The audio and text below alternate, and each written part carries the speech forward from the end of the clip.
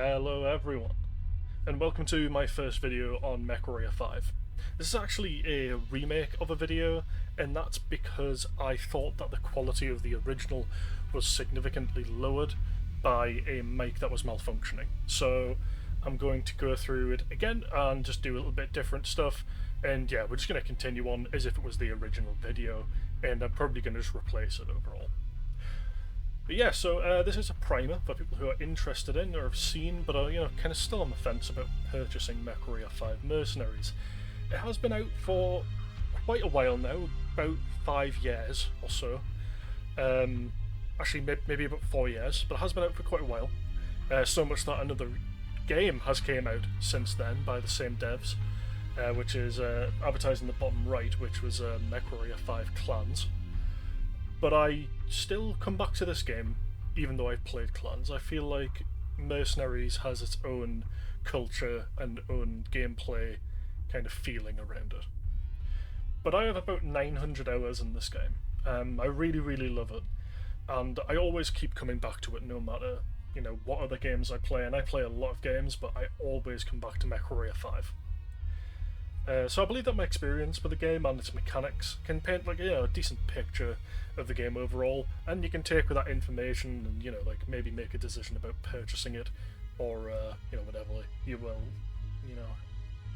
whatever you want to do with that, I suppose. So let's see. Let's have a start. Let's start this up. So let's have a look at the main menu, and we'll have a check of the settings of the game. So, to begin with, you'll notice that the main title screen looks a little bit different, and that's mainly because I use a whole bunch of mods, and yeah, you can turn a lot of the stuff the mod shows you off, but so I'm trying to keep it as original looking as possible, but there are some things that may be a little bit off that aren't in the original game. None of them are game breaking, or they don't change it drastically, but I'll explain it when they come up, if they do come up. So the first thing I'm going to have a look at is options, and that's mostly just because there's a couple of things in here that, if you're new to mech games, if you've never played, for example, MechWarrior Online or any of the previous MechWarrior games, because they are quite old, there are some interesting things in here that you might want to have a look at and change. Before we get to the gameplay, options and settings and stuff, there is one thing that you're going to want to do. So if you do decide to buy the game, I would always suggest turning off ray tracing. And that's because no matter how good your PC is, it seems to have some issue where it crashes the game. No matter what you do, it will crash constantly. Every time you load into a mission, it'll crash. Every time you load a save, it'll crash. I don't understand why it's so broken, but to be fair, who uses ray tracing anyway? Your frames suffer so much from ray tracing in most games, so there's not much point. But let's get into the gameplay settings that do make a difference. So I'm going to scroll down here to gameplay, but that's because a lot of the other settings, they're all from a mod, so you won't even see most of those anyway, so we'll get to these ones.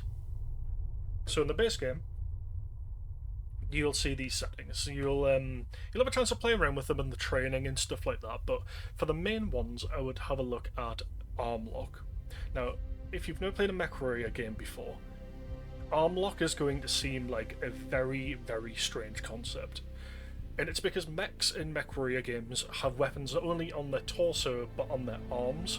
And in most mech games that aren't MechWarrior, your arms are always kind of locked forwards. So wherever you're aiming, your arm guns are going to shoot at there. But in MechWarrior games, the arms can move slightly more freely than the torso can. So what you end up doing is, if your arms are unlocked, which I used quite often, you'll notice that I can look a lot further to the right, left, up and down. I can look a lot further in those directions and shoot at things a lot more out of my field of view than I would if I left arm lock on. Arm lock, it kind of keeps it towards more like a first-person shooter or third-person shooter, where it just kind of it'll shoot at that crosshair in the center of your screen. I'll show arm lock off in a little bit so you can get a better grasp of it, but without seeing it, it is pretty hard to describe. The next one we got down is mech control mode. That is basically your first person and third person. Mech control mode is your third person, and first person mode, well, that's first person. Throttle decay is it's kind of like treating W as an accelerator. If you hold down W with throttle decay on, you'll accelerate to max speed, and as soon as you let go of W, you'll decelerate back down to 0. If you don't have it turned on, then basically what happens is you hold W to get to max speed, and when you release W, you'll continue moving, forwards until you tell your mech to either come to a halt, which is used by the X key, or you take a turn. Sometimes that can drastically change your speed, or even going over certain obstacles can drastically affect your speed. But it'll always attempt to maintain whatever speed level you set it to. Torso counter rotation is an intriguing one, and it's something that you only ever come across in mech games, or games that you can control the torso of a vehicle independently of the locomotion section, so like the bottom of a vehicle. If you think about it like a tank, basically what counter rotation is if you're aiming at an enemy with your guns and your turrets, and you want to turn your legs though. You don't want to keep walking towards them, you will now want to strafe to the left. So you turn your mech's legs to the left and you continue walking. With torso counter rotation on, it will try to maintain you, it'll try to stabilize where you are looking in order to maintain that target lock. But if you turn it off, then it means that you're going to have to manually counter that rotation yourself. I find having torso counter rotation on much easier. Minimap lock north, that's standard. Crosshair cooldown pips, it just adds little markers on your crosshair to let you know that your weapons are cooled down or not. I usually have them on, but I have a mod that I'm testing out currently which changes a couple of things to the UI, so I don't need them on currently. Mirror Paper Doll basically flips the little icon that shows you where your mech is damaged, because for some reason in the base game, if you have it turned off, it kind of shows the mech face as if you were facing it rather than from behind it. So when I get shot on the right hand side of the paper doll, it for some reason shows the left hand side of the paper doll getting hit. Very, very strange. Vibration, aim assist, stuff like that. Your standard, like affair. Actually, I may have just got mixed up between view mode and mech control mode. So view mode is your first and third person. Mech control mode and first person mode, they're control modes. Sorry. So your first person mode is basically W is forwards, and if you hold down A instead of your mech's legs turning to the left to then like face your legs left, if you press A, you'll kind of like turn on the spot and then go left. It attempts to emulate a first-person shooter experience with the first-person shooter mode on, whereas mech control mode is much more like your standard MechWarrior game affair. The rest of the settings are your standard. Sprint's only really used in first-person, not in a mech mode when you're walking around your dropship.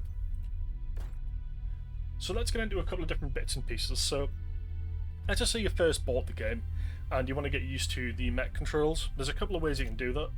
You can either go into instant action and you can just play around with some mechs, figure it out for yourself in there, or when you start a new campaign you can actually go through the training, and it explains most of the stuff that I was explaining earlier, but it kind of does it in a better way.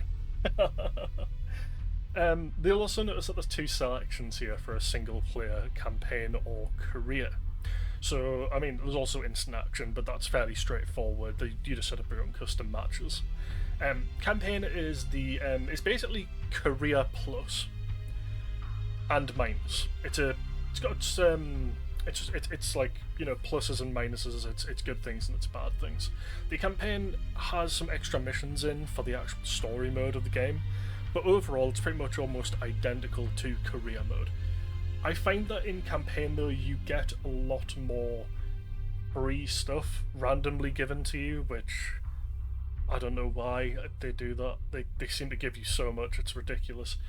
And a lot of the campaign missions overpay you. But I suppose it is useful for people who are rather new to playing MechWarrior games. For the career, though, it's a little bit different. You'll notice that there are a bunch of ones that you may not have if you don't have the DLCs. So if I just scroll all the way to the end here, from House Davian to the right, so any of these ones that denote any of the great houses, they are your ones that you'll start with if you don't have any of the DLCs. And basically what they are is they're choosing you're kind of choosing where your career is setting off for your mercenary company. So this isn't you choosing a faction, this is more you choosing the location where you start. It also can affect the starting C-bills, your starting system, and the starting mechs that you have. So if you notice for Davian, you get an Enforcer, a Spider, and 2 Locusts, 2 different variants of the Locust.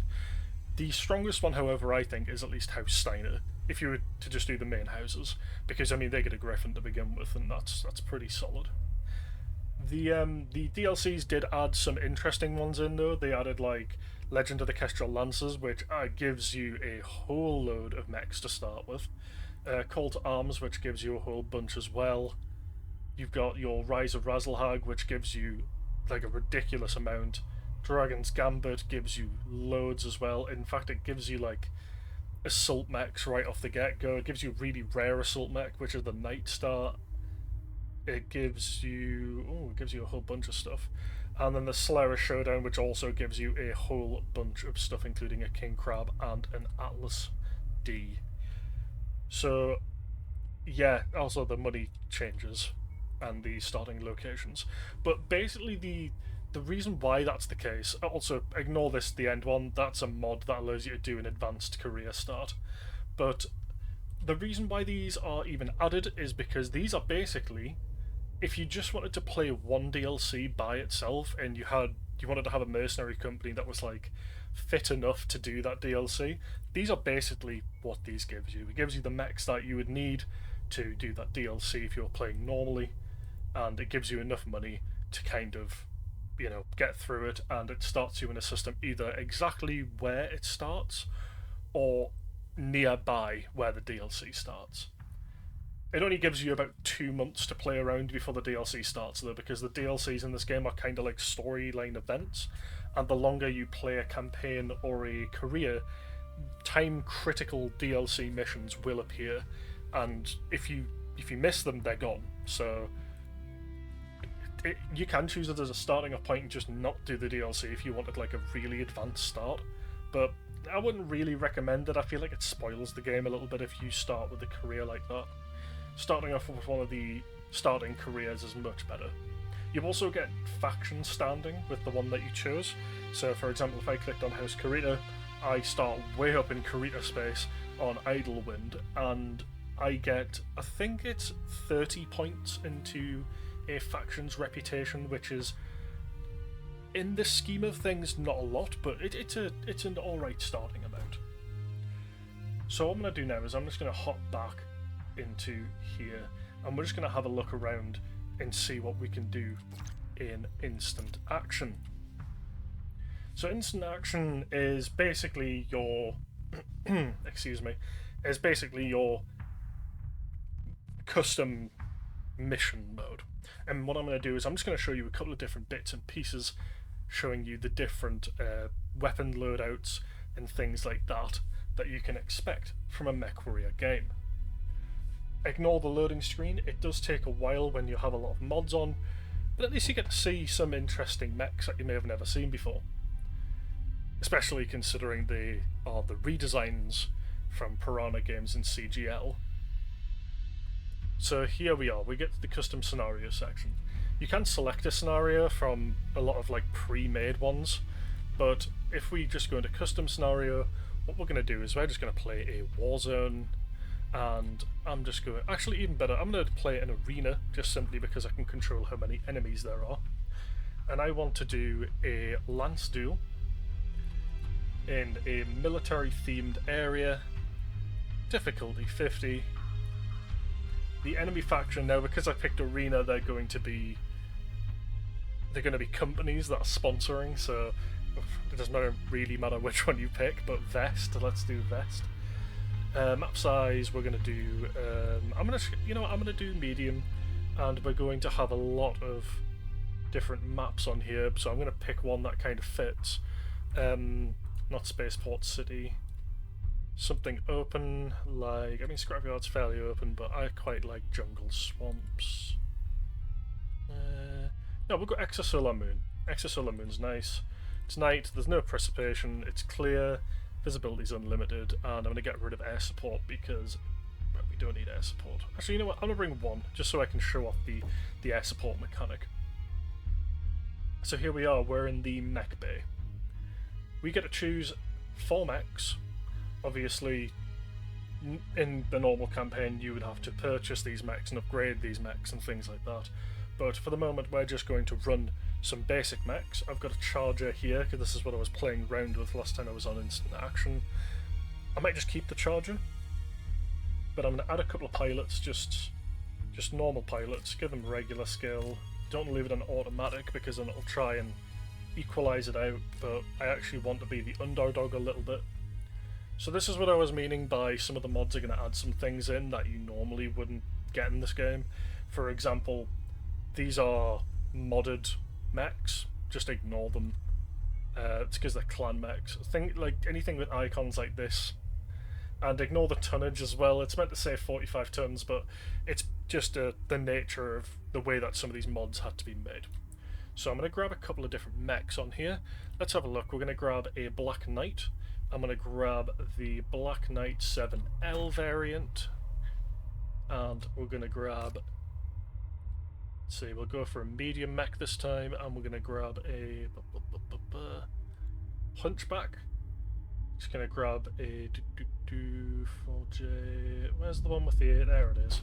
Just a 4G. And then for the last one, we are going to pick an Assault mech, and we're going to pick an Awesome, because they're awesome. Standard awesome. But before we go in, I am going to show you the loadout screen. Now, I am going to have a lot of weapons on here, but just forget about the crazy amount of weaponry I have at my disposal. We're talking about the actual mech customization in and of itself. I have a couple of more things that I can add. So for example, I can add different sensors, fire control systems, life support, things like that. But in the normal screen, you come into it and it looks identical to this. You can strip your mech down so it has nothing on it at all. You can maximize its armor, strip away its armor, you can even paint the mech. But if I just go to a weapon slot in the weapons section here, and I choose, for example, actually, you know what, I'm going to put the, I'm going to strip armor, I'm going to max the armor back out because it looks a bit crusty. There we go.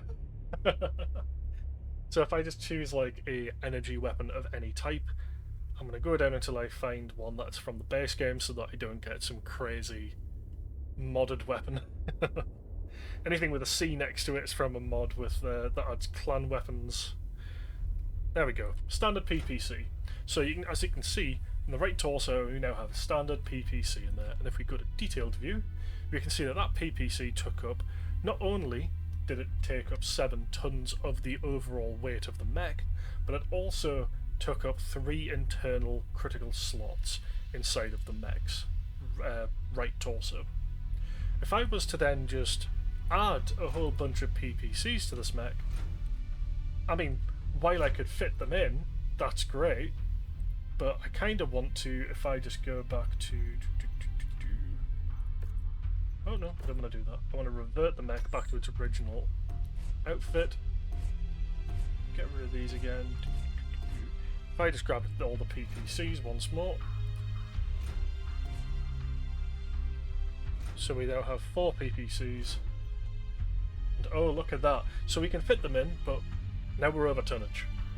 We can't drop when we're over tonnage. We're also missing a little bit of armor, but most mechs tend to be missing armor because just the way that Battletech works, most of the time the chassis can hold a lot more armor than it actually has, and that's simply just because they're trying to balance out speed, maneuverability, and adaptability of these mechs.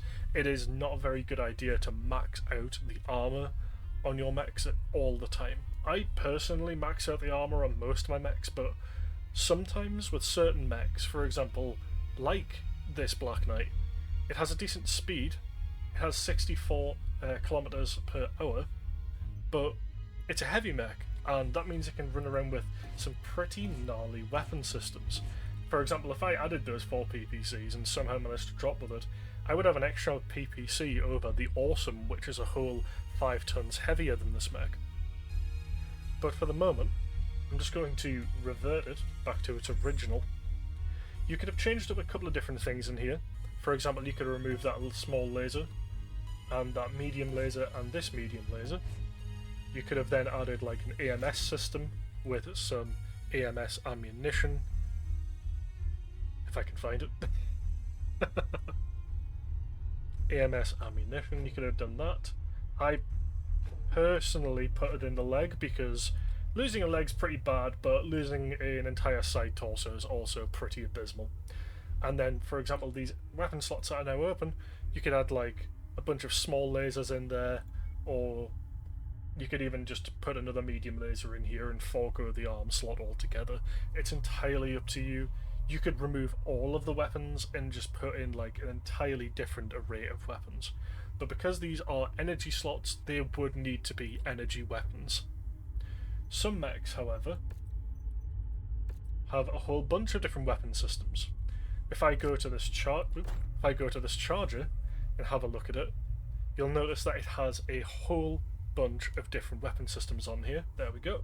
So it has 3 missile slots, an energy slot on its head and center torso, and 2 ballistic slots on here.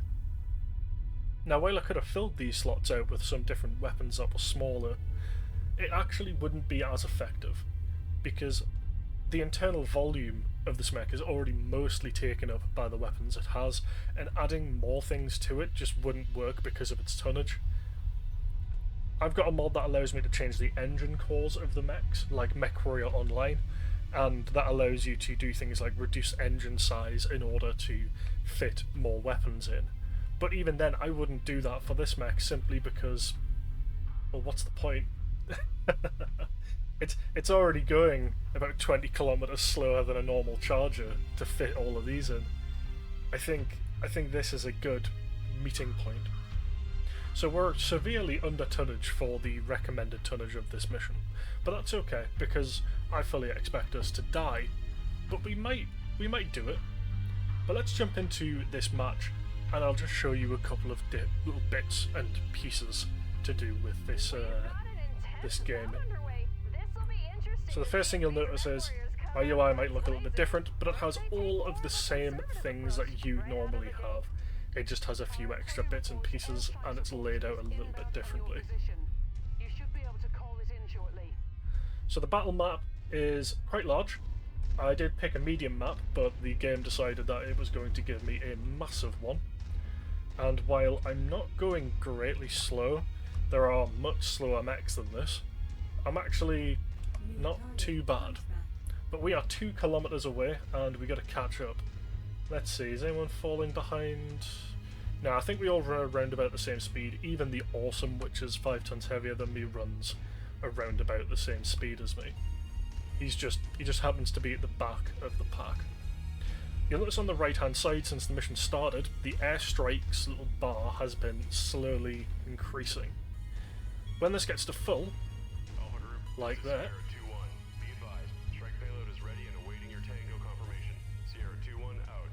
you'll get that audio message.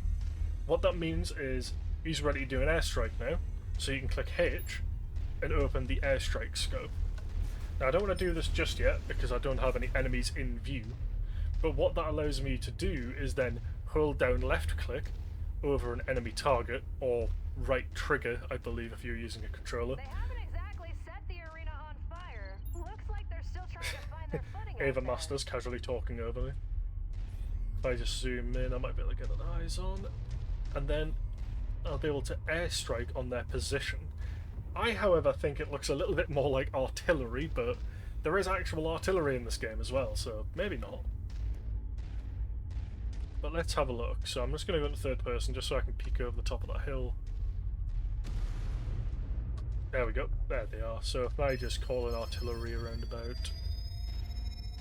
There we go.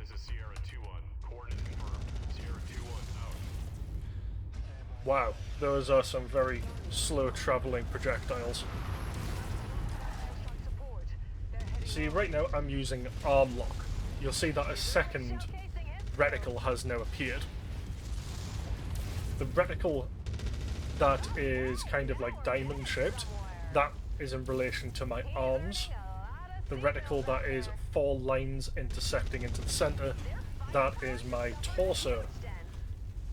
However, with this mech, kind of a bad showing because all of my weapons are torso mounted. So even if I use arm lock, it doesn't benefit me other than being able to look around a little bit easier.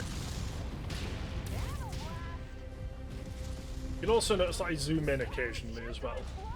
When I zoom in, this is just simply so I can be a bit more accurate on my shots, because I do have some lasers and they aren't... Well, they are like true accuracy. There are some places on the mech I would prefer to hit over others. Trying to get a headshot here, and I think I just got it. Yeah, there we go. We actually are going to win this one because the enemy decided that it was a great idea to bring mostly medium mechs to a 400-ton engagement. But that's okay. It just means we're going to win this one. You'll notice that my missiles seem greatly inaccurate. And that's because these are stream missiles. It means that when I look at an area and fire them, if I turn, they'll attempt to track back to that original area. They are way more accurate, but it just means if you miss, they're almost... You're now guaranteed to miss. So now we go back, you can see the damages that we've dealt, what we've taken, how many mechs that we... well, I'd say it's mechs that we killed. I mean, technically we all killed them, but... Bit of a strange one. There we go, kill. See, like, the only mech that died from us was from the Hunchback. That's because the rest of them ejected, basically. We didn't get an engine kill, or an engine crit even. We actually just made them eject and forfeit. So I'm just going to go back to the main menu now.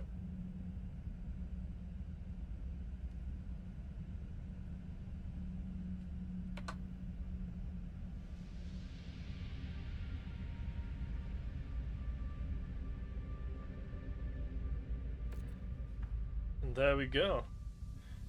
Yeah, that's it for my first video on MechWarrior 5 Mercenaries. It was just a primer on the game and, you know, like an overlook on its settings. I do love the game, and it's became a game that I return to when I have like hours free. The combat never seems to completely get stale, and especially with the addition of mods to help spice it up. And the DLCs, you know, they're all different, and some of them even have some pretty decent storylines.